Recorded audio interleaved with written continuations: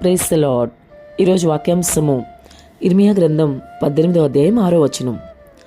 జిగటమన్ను కుమ్మరి చేతిలో ఉన్నట్టుగా ఇశ్రాయేలీయులారా మీరు నా చేతిలో ఉన్నారు. ఆమేన్, హల్లెలూయా. ఎంత చక్కని వాక్య భాగం ద్వారా ప్రభు ఈరోజు మనతో ఏం మాట్లాడుతున్నారు, మనల్ని ఎలా ధైర్యపరుస్తున్నారో చూద్దాం.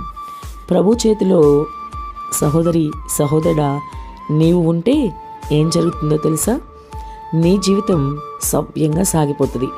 నీ జీవితంలో సుఖ సంతోషాలు నీవు అనుభవించగలుగుతావు. నీ జీవితం కట్టబడుతుంది తెలుసా? నీ జీవితంలో నీకు అన్ని విషయాలను సమృద్ధి ఇస్తాడు ఆయన. ఎందుకంటే ఆయన చేతిలో నీవు ఉన్నావు కాబట్టి. అంతేనా?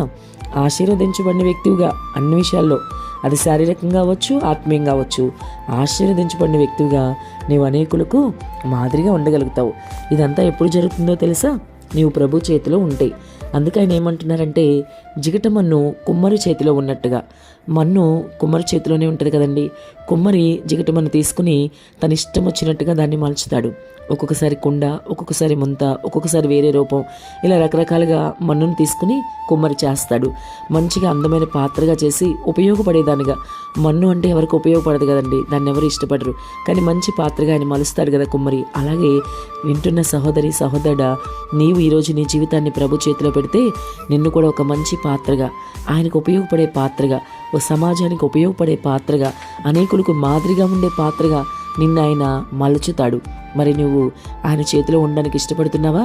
అయితే మరి కుమ్మరి మన్నును చేతిలోకి తీసుకుని ఆ పాత్రను తయారు చేసేటప్పుడు మరి దానికి కొంత ఆ మన్నును పిసుకుతాడు, ఇంకా ఒత్తుతాడు, ఇంకా రకరకాలుగా దాన్ని. చివరిగా ఆ మన్ను మరి ఆ మట్టి తయారైన తర్వాత దాన్ని కాలుస్తాడు గట్టిపడడానికి, అది స్ట్రాంగ్గా అయిపోవడానికి. అలాగే నీ జీవితంలో కూడా కొన్నిసార్లు ప్రభు నిన్ను స్ట్రాంగ్గా చేయడానికి, మంచి బలంగా స్థిరమైన విశ్వాసం నీలో పుట్టించడానికి, అందమైన పాత్రగా నిన్ను మలచడానికి, తన పనిలో నిన్ను వాడుకోవడానికి కొన్నిసార్లు కొన్ని శోధనలు, శ్రమలు కూడా ఆయన అనుమతిస్తాడు. అంతేకాదు, అనుమతి ఇచ్చినప్పుడు నువ్వు మరి తోసివేయకూడదు. మరి ఆయన చేతిని నువ్వు తోసివేస్తే మరి నువ్వు కూడా మన్నులాగా మిగిలిపోతావు. మన్ను కనుక మరి తను ఏదైతే కుమ్మరి చేతిలో ఉందో మౌనంగా ఉంటుంది. అలాగే నీవు కూడా కుమ్మరివాని చేతిలో మన్ను ఉన్నట్లుగా ప్రభు చేతిలో మౌనంగా ఉంటే శోధన శ్రమ వచ్చినప్పటికీ మళ్ళా ప్రార్థన చేసుకుని దాని నుంచి విడుదలిమ్మని అడిగితే ప్రభు విడుదలిస్తాడు. అంతేకాని నాకెందుకు ఈ శోధన, నాకెందుకు ఈ శ్రమ, ఇదంతా నాకొద్దు అని నువ్వు కనుక ఎదురు తిరిగే స్వభావం, లోబడే లేక స్వభావం నీలో ఉంటే కనుక ప్రభు నిన్ను అందమైన పాత్రగా మలచలేడు. నీ ద్వారా ఆయన చేయాలనుకున్న కార్యాన్ని చేయలేడు. మరి అటువంటి గొప్ప విజయాలు నువ్వు కోల్పోయిన వాడిపోతావు. కాబట్టి ఇప్పటికైనా ఆలోచించు. ప్రభు చేతిలో నీవు ఉండాలి. ఆయన చేతిలో నీవు ఉంటే కనుక తప్పకుండా నిన్ను అందమైన పాత్రగా మలుస్తాడు. నిన్ను ఆయన పనిలో వాడుకుంటాడు. ఒకవేళ నీవు కూడా అలనాటి ఇశ్రాయేలీయుల వలె ప్రభుకు దూరం అవ్వకూడదు.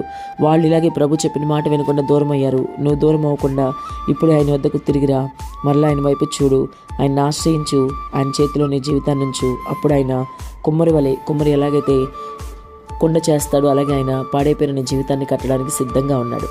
కాబట్టి ఇప్పటికైనా ఆయన చేతిలోకి రా, నీ జీవితాన్ని ఆయనకు అప్పగించు. ఆమేన్.